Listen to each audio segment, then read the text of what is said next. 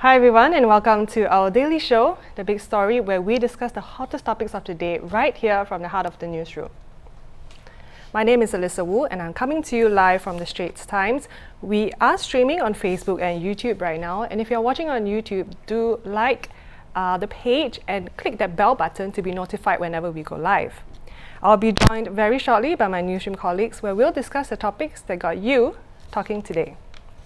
Now, the Hong Kong political crisis shows no signs of abating, with this past weekend being the 9th consecutive weekend of protests and civil disobedience. Needless to say, it has affected the city's tourism and economy. The protests have now moved to key tourism areas, with plans to target the airport, buses and trains in the financial hub. It's travel chaos now as flights have been cancelled and protesters have also been holding up the MTR trains. To discuss this further, I have Jeremy here with me. Hi, Jeremy. Hi, Ali. Right. So it seems that the protesters are aiming to eventually shut down the whole of Hong Kong. Do you think this strategy will force the Hong Kong government to eventually give in to their requests? Right. Okay. Now, before I get to that, I thought I should give a shout out to our team in Hong Kong. We have Hong Kong correspondent Claire Huang there, and our regional correspondent Elizabeth Law, and a photojournalist Chong Jun Liang, who have, as you mentioned, this has been going on for 9 consecutive weekends, and the protests have been going on for longer than that, and they have been at the front lines of this for a really long time. So I thought I want to give them some credit. Okay, now before I get to your question per se, let's recap a little bit of what happened just today. Yes, please. Thank you. So today, transport chaos. They seem to be targeting rush hour and different modes of transportation. So there were 2 things going on. One was a strike, and then the other was a protest. So in terms of strike, so air traffic controllers were part of this strike, and that caused Hong Kong to shut down one of its 2 runways. And that led to cancellations of hundreds of flights. I think at the last count, there was over 200 flights to and from Hong Kong that had been cancelled. At least one from Singapore to Hong Kong, I believe it was a Cathay Pacific flight that have been cancelled today. Who knows how many more cancellations there will be. There were strikes from taxi drivers. Trains were running, but protesters, as they did last week, were disrupting train travelers during morning rush hour this morning. So actually, if you go to our website, you'll see pictures of protesters placing umbrellas across the train doors to prevent them from closing. So trains were held up for something like half an hour. And these were taken by Chong Jun Liang, correct? Some were from other photographers. So Chong Jun Liang actually was in the train station when this was happening, and he saw this pregnant woman who had been stuck in this train station for some time, who was facing discomfort and had to be stretchered out. I think it was a good example of how this protest is having really wide-ranging effects. Okay, now when you talk about whether this is going to force the government to give in to demands, my personal opinion is that both sides now have gone too far to really give in now. So I don't think either side has some kind of exit strategy. The protesters, I don't see where is a reasonable or logical part for them to end this. And for the government, they've already said they would suspend the controversial extradition bill that started this whole thing, but I can't really see them giving in to any more of the demands. So do you think it's highly likely that our team in Hong Kong will be working another 10th weekend in a row? I'm trying not to jinx them, so... I don't want to jinx them either. Yeah, so the sooner they can find some kind of resolution, although I don't know what that is, the better. So we were just discussing how the strikes and protests has been affecting the transport and the airport. In what other way have the protests directly affected Hong Kong's economy? Okay, so we know there's certainly some impact. It's hard to say how much is the protest itself is directly affecting the economy, primarily because there's this other big thing called the US-China trade war, which is affecting everybody's economy, even in Singapore where we don't have this widespread disruption going on. But you ask, in terms of how that is happening, if you ask observers, you'll see you can reason that if there's this much disruption, surely your business travelers, your tourists will be thinking twice about whether they want to make that trip to Hong Kong, especially if it's discretionary travel. You can decide whether you want to go, and you see people getting stuck in the airport because they can't take the train out. And they can't get a cab, and even there was times when protesters were barricading hotels, so they can't get into your hotel. I think people will start to think twice. And we've also seen some capital flow out of Hong Kong, businesses worried about the uncertainty in the country. If this crisis prolongs and goes on for much longer, I can see that becoming worse. And already the private sector business, they've plunged to the lowest levels in 5 years. And how about the MSCI Hong Kong index? Yeah, so if you look at the economic numbers out of Hong Kong, we haven't seen the GDP, their GDP growth figures yet, but there are some really bad signs. As you mentioned, there's this survey that shows private business sector activity that has plunged to its lowest level in 5 years, and the MSCI Hong Kong index is now on its longest losing streak since 1997. So certainly there's a lot of things to keep updated on. So thank you so much, Jeremy. So for more updates on the situation in Hong Kong, you can head to straitstimes.com. Now for our second segment, one of the hot topics discussed in Parliament today was the regulation of PMDs, or your personal mobility devices. Senior Minister of State for Transport, Lam Pin Min, delivered a ministerial statement today, and this is not the first time the issue of PMDs have been discussed in Parliament. MPs have raised concerns about it many times. To talk more about what happened today in the session, I have Karam here with me. Hi Karam. Hi Alisa. So could you summarize for us roughly the issues that were brought up during today's session? Okay, so much happened during the Parliament session this afternoon. Dr. Lam made a ministerial statement, as you mentioned, and he announced a slew of measures and initiatives to tackle the growing concern with regard to PMDs. And I think the best way to help our viewers sort of understand this whole thing is just to look at the two main concerns with regard to PMDs. First is the risk of fires, which we have reported on extensively. He gave some numbers. In just the first 6 months of this year, there were 49 fires PMD related, and this compares to 52 for all of last year.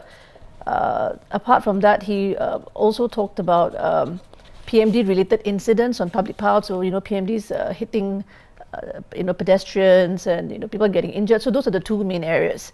So if we look at the fire related area first, two major announcements made today. The first is Dr. Lam announced that the government has decided to bring forward by 6 months a deadline for PMD users to ensure that their devices meet the stipulated UL 2272 certification. Initially, it was announced that the deadline was end 2020, so that has now been brought forward to July the 1st next year. He also announced that with effect from the 1st of April next year, not an April Fool's joke, all e-scooters will be subject to mandatory inspection. So those were the two main announcements, around the whole concern with regard to fires. So the government has already brought the regulations forward, the deadlines forward. Could they have done it any earlier, like to this year maybe? Yeah, so you're not the first, alone in asking this. In fact, Ms. Lim Biwa, a couple of other MPs had raised this similar point. Why can't the ban, or rather, why can't the deadline be brought even before July the 1st? And essentially, the government, I think, is concerned with because PMDs are source of livelihood for a lot of people. So your Grab, Deliveroo, your Deliveroo, Food Panda, all these people who rely on PMDs for work, and also a growing number of Singaporeans are using such devices to commute. So, getting from your home to the MRT station, for example, to the bus interchanges, a lot of older, folk also use such devices to get around. So, because of that, Dr. Lam said they felt that they had to give a reasonable amount of time for people to, replace their non-compliant PMDs with those that comply with the rules, and also to give time for retailers to ensure that they have enough PMDs. I mean, we're not talking about a small number here. So far, about 90,000 people have already registered PMDs, and there may be many more that have not done so. So it's not a small group that we're talking about. And I understand that cost is also an issue. The cost for the devices could be a reason why they don't want to bring it forward. Because it costs money to replace it does. And so ballpark, we're looking at between $600 and $1,000 for a PMD that is UL 2272 compliant. That's easily about twice the cost of like a non-compliant device. And again, going back to people who use PMDs, right? Food delivery people and all. That's a lot of money for a lot of people who use PMDs. So that's also been an issue that Dr. Lam said that they took into consideration. Yes, that the Land Transport Authority and the Transport Ministry took into consideration. Are there any other regulations? Yeah, so that's just like the first part of it, right? As I said, it was a very busy day in Parliament. Yeah. That's right. So that kind of like addressed the fire, part of it. And the other part of it is PMD incidents on public paths. So that can be looked at in just looking at three areas. One is infrastructure, then there's enforcement, and then there's education. So with regard to infrastructure, he talked about how the Land Transport Authority is looking to spend something like $50 million over the next few years. So they're looking at, outside schools, for example, there's a trial that has started to put in place speed regulating strips along footpaths so that, when parents are, getting their kids to school, they will slow down so they don't hit other students or other pedestrians. So that's one. He also announced that the 15 PAP town councils have decided to ban the use of PMDs at void decks and along the main corridors, which means you have to get off, dismount, and push. Is this an immediate ban? No. So they're looking to work with town councils progressively, and they're looking at by the end of this year when all this should be sorted out. And separately, the Land Transport Authority is also working with several town councils to look at pedestrian only zones at town centres. And how that's going to work is that they will draw up like a designated area in the town centres where it tends to get crowded, and again, dismount and push. And so for a start, it's like a 3-month trial. They're looking at 5 estates, including Ang Mo Kio and Bedok. And also Tampines, correct? Yes, yeah, Tampines as well. So it sounds like they are doing a lot of things to kind of improve the use and the regulations of PMDs. But what's the point of doing all this if there isn't enough manpower to catch these errant drivers? Yeah, so then we come to enforcement, right? So the LTA currently has about 100 people on the ground to tackle this enforcement issue, and they're looking to double that by the end of this year. But then again, if you look at the number 200, I don't see how that's going to solve the problem. 200 is not a big number if you look at having to really cover the whole entire island. And so you may recall that we reported recently that the LT had started an 18-month trial to use CCTVs to catch people who speed and all that. And they also recently launched an app to allow the public, if you see someone like speeding or basically like a neighborhood police watch. Yeah. So you can record them and then just send that information through, and that allows them to investigate and see whether they need to prosecute the people involved. Okay, so hopefully these enforcements will help. And it sounds like, so as you mentioned, it's a very busy afternoon. There were a lot of announcements. So how will it also help with the increasing PMD-related accidents? Yeah, so I think enforcement and registration, that will go some way to help this problem. I don't think we can expect that there'll be a ban, because my own understanding is that the government is very, very reluctant to do that. So I think that's kind of out of the question, for now at least. The bigger challenge, I think, is in dealing with fire-related incidents, because mandatory inspection, if you're going to do it like a one-time thing, what's there to stop someone from getting your PMD checked and then just going back and adapting the battery or modifying the your equipment? So that really doesn't help.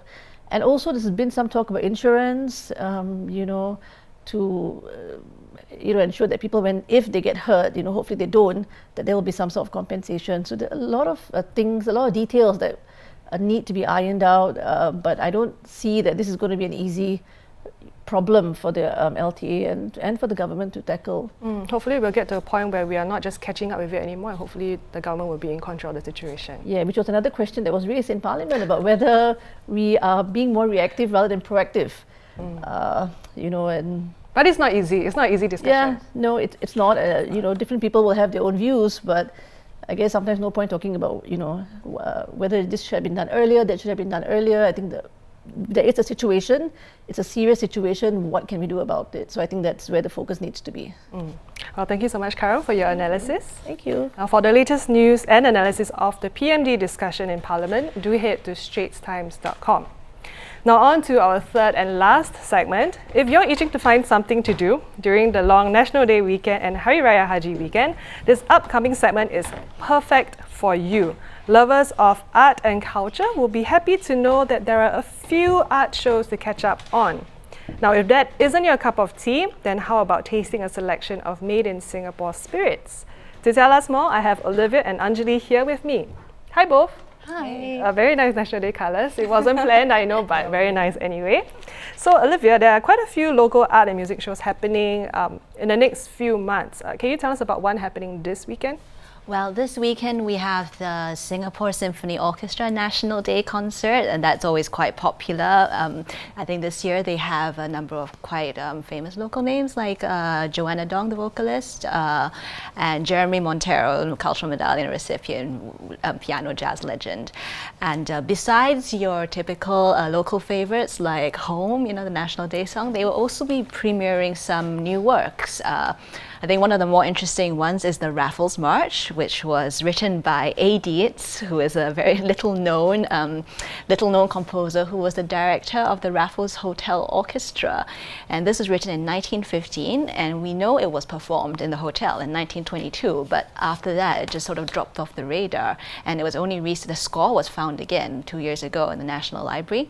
And now it's going to be put on in a new arrangement and at the concert. So this is going to be its premiere after more than a century after its composition. That alone sounds like it's worth going for the concert, just to hear the Raffles March. So where can viewers go to this, if they want to get tickets to this concert, where can they go to? Well, unfortunately, tickets for the concert have sold out, but there's a possibility that some more might be made available this week. So if you were to get tickets for that, you should go to Sistik. And we do have a link here if you're interested. Even though they said it's sold out, there's a chance that there might be more seats, so don't lose hope. All right. So Olivia, could you briefly tell us what the other shows that you're looking forward to? So I'm looking forward to Urinetown, which is this very wacky sounding musical that Pandemonium is going to put up in September. It's a musical about holding your pee. So it's set in a fictional city, which is one of the most expensive cities in the world, currently undergoing a cross-border water crisis, like some places that we know. And very close to home. Yeah, so in this city, all private toilets have been banned, and people need to go to public toilets to pee. But the public toilets are all controlled by a monolithic corporation, which keeps increasing the fees for peeing. And if you pee freely, that's illegal, and you get arrested and taken away to this place called Urinetown, from which nobody ever returns. If you're interested in watching that, where can our viewers go to buy tickets for the show? Again, you can go to Sistik. I think we have a link. We do have a link. But that one is for National Day. But in any case, it's by Wild Rice and Sistik, so you can just go to Sistik. It's by Pandemonium and Sistik. Oh, yes, sorry, Pandemonium, not Wild Rice. So there's another show that you're looking forward to. I believe it's called Merdeka. We were discussing about it earlier. That is the Wild Rice play. It's a different twist on the bicentennial. So since we're celebrating, we're marking 200 years since Raffles arrived in Singapore. So Merdeka is by Alfian Saad in collaboration with Neo Hai Bin. It's provocative kind of play. It's a look at how 6 young people form a group called Raffles Must Fall in order to investigate and look at Singapore's colonial legacy. So that's going to take place in October, and it's in Wild Rice's new Funan Theatre. So if you've been looking for a chance to check out that space, this would be a good show to do that with. Great, thank you so much, Olivia. So I'm looking forward to Urinetown. So Anjali, you've heard her picks. Anyone you're interested in, or actually? Yeah, Urinetown sounds hilarious. I could barely keep it together. Just explaining it, but yeah. It's a good one. Right, so Anjali, you've had the chance to check out some locally made spirits at the Compendium Distillery. They had some very interesting and local flavors. Maybe you can share with our viewers more about it. Okay, so Compendium is right in our backyard. It's a distillery at Mandai Food Link, and they make gins, rums, meads, and in local flavors. So we have Rojak Gin, Chendol Gin, And just last week they introduced teh O liquor and a kopi O liquor. So I believe you've tried all of the flavors. Could you tell us which one is your favorite, and maybe rough, if you could describe it How to it's us. how it's made and How it tastes. Okay, Yeah. well, rojak gin in particular is made with torched ginger flower, which is what you get in Chinese rojak, right? Like, and they basically macerate, which is like they leave torched ginger flower to sit in the liquid for a couple of weeks, and then they redistill it, and it comes out as gin. And so it's super floral and fragrant, and it's amazing how they managed to capture rojak in a liquid. And similarly for cendol, the hero ingredients are pandan leaves, dry coconut, and gula melaka, and it's sweet and sweeter than your regular gins, but it's delicious. And I mean, we had some the other day, and purposes we were trying. So we were. How about the kopi O and teh O liquors? yeah, okay, so that's delicious. I've never had anything like that before. It's so good. You can have it with milk and ice, and you get like a alcoholic kopi O, kopi peng, or a teh peng. Yeah, it's If you want some afternoon kick, right, in your afternoon tea. and you know, I mean, we have a long break coming up, so that'll be perfect, I think, to sit back and sip on. So how did they decide on this flavor? So they are local, but of all local flavors, why these ones? I guess they're so uniquely Singaporean. Like rojak is very Singaporean, as is cendol, or Malaysian for that matter. But you know, I'm not going to debate that right now. But they just lend themselves with vibrant, refreshing, bright flavors. So they're starting with that. I'm not sure what else they have under their sleeves that they're working on, but also kopi O and teh O, because Nanyang coffee and the super cow teh that we get at the kopitiam, they just wanted to capture those flavors, and it's not something you can get from anywhere else in the world as well. Yeah. So could you tell us personally which liquors you like What's from the selection that we're talking Okay, I about? like a lot of liquor, but from the selection, I particularly like the cendol gin, because it's I've had it with ice cream soda, which is also very Singaporean, and it's just sweet and delicious and yummy. Yeah. Olivia, is there any flavor that in particular you think you might want to try? I think I'm quite sold on the chendol gin. Yeah. It's one of my favorite desserts. I think the teh O also sounds really great. I Yeah. definitely want to try the teh O one for sure. Right. So if like us, if you know you want to try this gin liquors that Anjali is talking about, where can we go? Okay, so there are a couple of bars around town that have these gins in stock, like Native on Amoy Street and Smoke and Mirrors on the roof of the National Gallery. And you can also get it off their website, which is compendium.sg. Well, thank God for online shopping. I know, right? So is producing such local flavors a trend for local distilleries here? Maybe you could give us an update on the local Singapore scene in the past 3 years? Yeah, I mean, even just in the past year, all the new gins that have come out, we started with Tanglin Gin in July last year, and then shortly after that, it was Brass Lion Gin, and then now we have these guys, Compendium.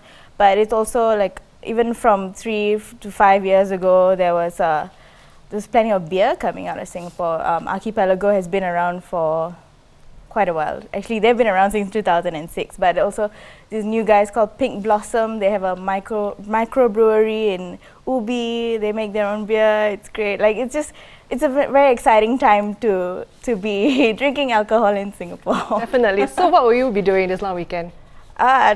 Maybe not so much drinking, but I'll be at the Westlife concert. How about you, Olivia? I think I'll be catching up on my reading. Lots to read. You are, after all, a books correspondent. You do have a mountain of books to get through.